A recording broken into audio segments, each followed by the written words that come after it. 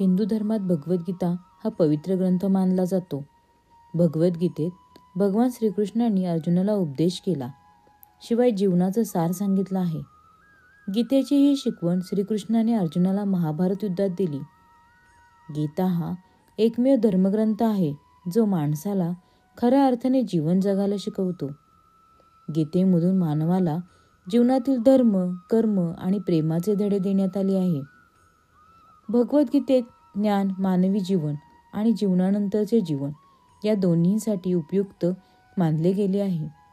असे म्हटले जाते की गीता हे जीवनाचे संपूर्ण तत्वज्ञान आहे. गीतेतील तत्वज्ञाने पालन करणारी व्यक्ती सर्वश्रेष्ठ असते. गीतेची शिकवण: जो मनुष्य माझ्या परमेश्वर स्वरूपाचे आणि योगशक्तीचे तत्व जाणतो तो निश्चल भक्तियोग युक्त होतो. यात कोणतीही शंका नाही. तुझा अधिकार केवळ कर्म करण्याचा आहे, त्याच्या फळावर नाही. म्हणून तुझा कर्म करण्याचा उद्देश फळप्राप्ती हा नको, पण कर्म न करणाऱ्यांमध्येही तुझी आसक्ती नको. याचा अर्थ असा की मनुष्याने भविष्याची चिंता सोडून केवळ वर्तमानातील आपल्या कर्मावर लक्ष केंद्रित करावे. वर्तमानात मेहनत, परिश्रम घेतले तरच भविष्यात सुफलप्राप्ती होईल. म्हणजेच आता काम केल्यास भविष्यात सुखी, समाधानी, आनंदी जीवन जगता येणे शक्य होऊ शकते, असे सांगितले जाते. गीतेमध्ये श्रीकृष्णाने दुःख हे माणसाचा सर्वात चांगला मित्र म्हणून वर्णन केले आहे, कारण दुःख तुम्हाला भगवंत शोध घेऊन देते. प्रत्येक माणसाच्या आयुष्यात नकारात्मक विचार येणे निश्चित असते, पण त्या विचारांना तो किती महत्त्व देतो हे त्या माणसावर अवलंबून असते. श्रीकृष्ण म्हणतात की फक्त भित्रे आणि दुर्लभ लोकच गोष्टी नशिबावर सोडतात, पण जे बलवान आणि आत्मविश्वासी असतात ते कधीही नशिबावरती अवलंबून नसतात.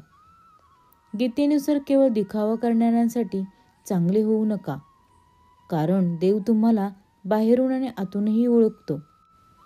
असा मनुष्य जो कधी अत्यानंदित होत नाही, द्वेष करत नाही, शोक करत नाही आणि जो कधी कामना करीत नाही, तसेच शुभ आणि अशुभ संपूर्ण कर्माचा त्याग करतो, तोच भक्तियुक्त भक्त मला अतिप्रिय आहे.